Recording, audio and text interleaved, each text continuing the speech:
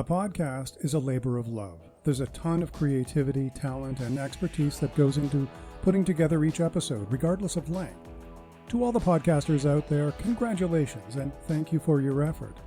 I've received all sorts of advice from people in places like podnews.net, YouTube, Instagram, and Reddit.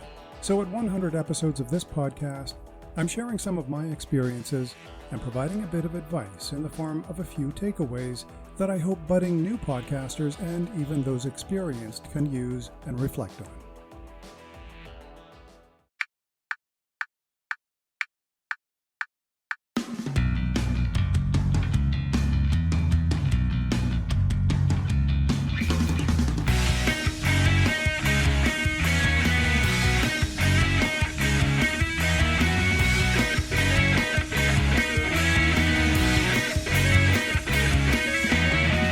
Podcast starts now. Some interesting statistics about this podcast provided by Spotify. Despite originating in Canada and being put together by a Canadian, that's me, the majority of listeners of this program are based in Germany, the UK, India, and the United States. That was a bit surprising to me. But it is really cool when you can look at a map of the world and point to all the places where people are listening to your content. I just received a year-end report from Spotify, which I think everyone has, for all sorts of statistics for this podcast before, behind, and between. During 2021, total streams increased by 45%, and the number of listeners soared by roughly 22%. Listeners were tracked from 55 countries or territories. Spotify includes territories like Macau and Puerto Rico, from which I received many people listening. And the overwhelming majority of people listen to the podcast between 11 a.m. and 5 p.m. Eastern Standard Time equivalent. So what can we learn from the efforts we put into preparing an episode, recording it, and moving it through post-production, preparing show notes, tags, and descriptions, and posting and distributing? Well, regular episodes are important. Whatever your frequency, try to maintain that release schedule. Personally speaking, as we hit 100 episodes, we can celebrate growth. What's more fascinating about these numbers is that I really don't promote this podcast. It's a hobby podcast for me, a commentary on things that interest me, commentary that I'm glad to share. But these numbers are surprising because I don't promote it or monetize it. Breaking things down further, I see that, by far, listeners access anything to do with Rush, the band. About 77% of listeners are male and aged between 40 and 65. So, yeah, that kind of sounds like a typical Rush concert that I would have gone to from days gone by. A few episodes about Mexico, including one recorded in Puebla, ranks as a close second. YouTubers love the football and Rush podcasts. And interestingly, that's the only place where there's a volume of contents, including one or two nasty comments from people who apparently woke up on the wrong side of the bed. Most content creators have learned that such comments are just part of the landscape. As one person said recently, haters gonna hate. They simply have nothing positive to add. So going forward, whether in this podcast or another, what advice that I give others should I listen to myself? Well, based on the last point, anyone doing this needs to receive feedback with a thick skin. This can be difficult. Whether you put together an indie film, a song, publish a book, or a podcast, you've put yourself into the creation. You likely wouldn't share it publicly if you weren't proud of the outcome. So it can sting a little when somebody posts something negative. The advice that we all have to take periodically and remind ourselves about is learn from the feedback where possible, and quickly move on when it's negative. Quite often, those extreme negativists haven't even viewed, read, or listened to your content. They saw the title, read some overview description, and likely posted some reactionary vitriol to satiate their own personal misery. Another bit of advice is to know when your program has reached its end. That's a bit of advice I give clients, and sometimes it's pretty easy to know when a podcast is done. For example, the very popular format of two people talking about stuff they like and don't like likely wouldn't last beyond a year without a major rethink. Other times, you'll just tend to feel it, that the chapter, so to speak, is coming to an end. But this podcast, Before, Behind, and Between, I feel could use a stronger focus, and that is something that will be introduced in 2022. A focus that more clearly explores topics that really do deserve more discussion of things that happened before, or the facts behind or between events. And listeners, well, they often let us know when a program comes to an end or needs a rethink. Listeners have told me that Star Trek is a fun topic, but film generally is, well, far too general for this program. Rush is quite a popular topic, as I've said, but music in general really doesn't sing.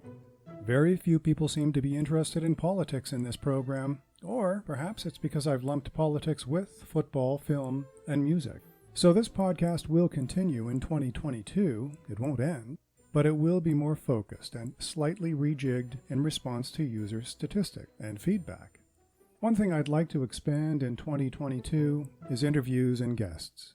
The interview format is popular, and I often remind people that its popularity doesn't mean that all podcasts need to follow it. I think a healthy mix of formats can add an appropriate degree of range and flavor.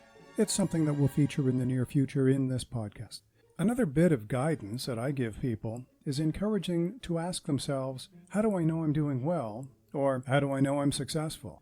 At the start of this podcast, I'm pretty sure I measured success by the fact that I simply uploaded and published an episode. Bang, it was done. It was out there. I used templates and experimented with a variety of tools available through Anchor. Some episodes were 18 minutes, others were 2 minutes, and I played with all sorts of sound files, some of which today just come across as silly.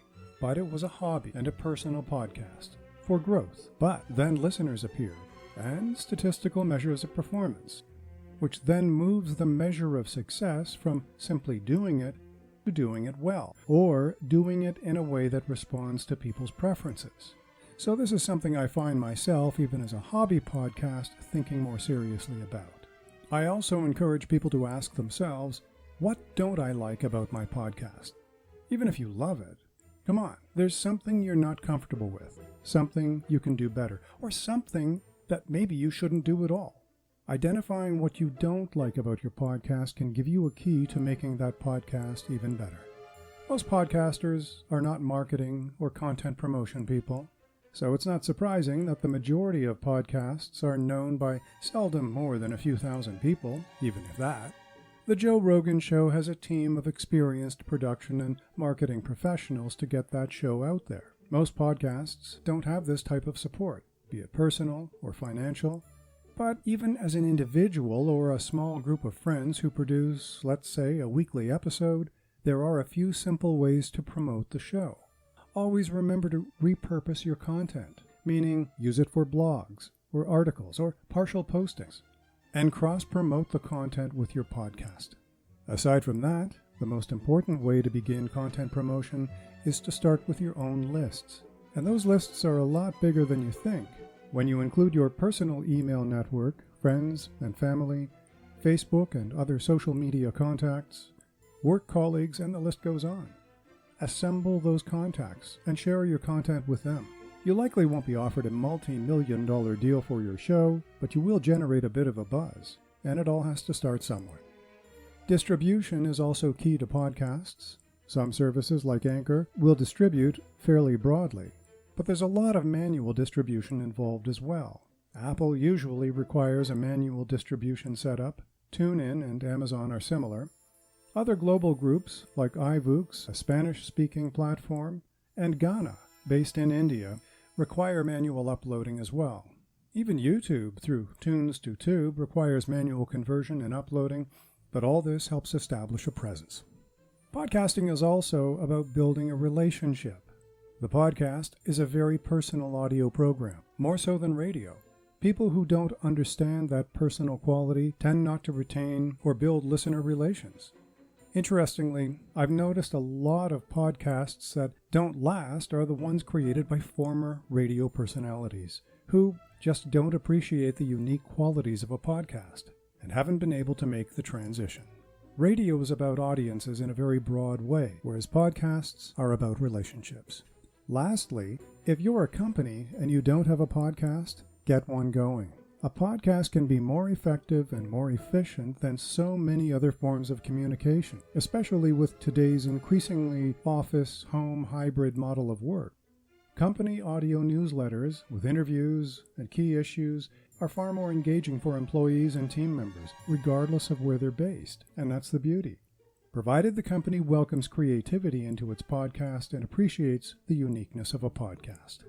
A lot has changed for my podcast during 2021, and a lot has changed in the world of podcasting in just the past year. This episode marks number 100, which is kind of odd because I could have used number 97 as the milestone. That said, it gives me an appropriate time excuse to review, reflect, learn, and improve, which is exactly what I hope to continue doing in 2022. Visit stephenchristiansen.ca for all the other episodes of Before, Behind, and Between. This podcast is available on all streaming apps and podcast platforms, including Anchor, Spotify, TuneIn, Apple Podcasts, and Google Podcasts. I'm Stephen Christiansen. Thanks for listening, and have a safe and happy holiday season.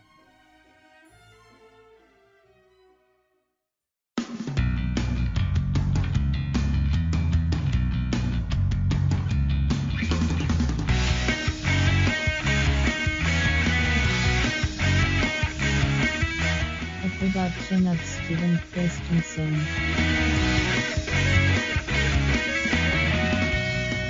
Podcast complete.